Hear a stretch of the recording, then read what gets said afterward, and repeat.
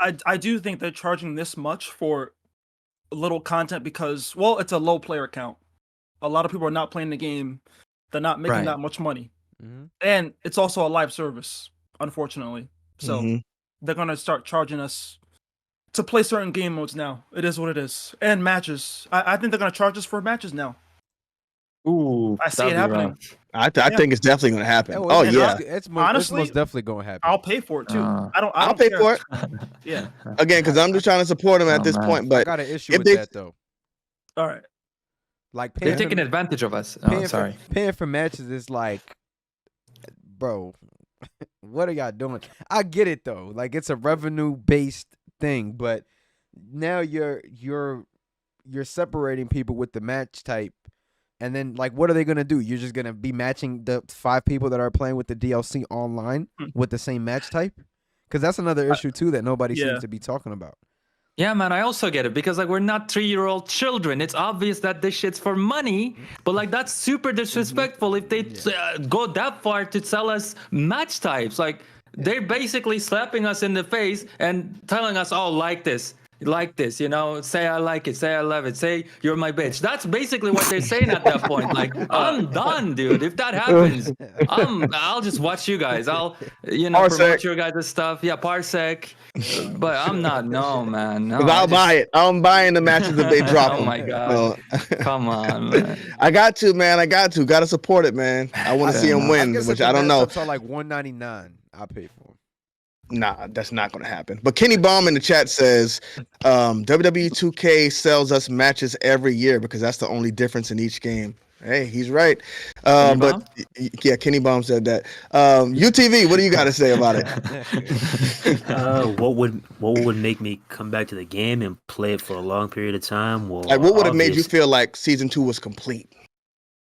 At least one match type, definitely. Throw in some car parts, not just some damn patterns. Maybe, do something extra like you did with Orange Cassidy and Danhausen. Like, just imagine this. You know how Danhausen has like the little power with the ghostly shit and everything? So obviously we won't be able to do that with Toni Storm, but just imagine, bruh, later on down the line, maybe we get a patch or something. You press the button and her power is, the timeless Toni Storm game. It goes from regular color to monochrome, black and white, like some simple shit like that. Like, come on, bruh. You could taunt and do something like that. Like, give us stuff like that. Because that's the one thing that I will say that I do love about AEW Fight Forever. Like, the wrestlers, they feel unique. Like, that's one thing that I really loved. You could have did that. And, like, let's talk about this DLC. Like, come on now. How are you going to have the Acclaimed without fucking Billy Gunn? Like, you half-assed us on that. Like, come on, that's so right. Like, my bad, bro. Yeah, you're right though. I mean, he would have completed that. He would have completed part 1. If you put the Acclaimed and Billy Gunn in there, that would have definitely helped a lot too. There you go. Dynamite Arena should have been free. That would have helped that much. I mean, Billy Gunn. I mean, that would have made more sense, though. Give us a Dynamite Arena for free and put him in there with the Acclaim. I would have been like, 3 wrestlers instead of just 3 in this pack. Those 2 and Toni Storm. And if you don't want to put him in the pack, you could have put Billy Gunn in the goddamn item shop. Like, true, bro, that would. That's another thing, bro, that they have not utilized at all. Like, the item shop is something that I was expecting. Like, I've made multiple videos on the item shop before the release of the game, and I'm like, yo, this could be so good. We've never seen this before. We can grind. They might throw some wrestlers in there for us. I'm not asking for big names, but just expand the roster little by little on there with some of the wrestlers. You could have thrown AR Fox in there, someone who's not that big yet, and people would have grinded for him. Just stuff like that, bro. I feel like that you could have kept people intrigued. Yeah, I gotta say. What you laughing at over there, bro?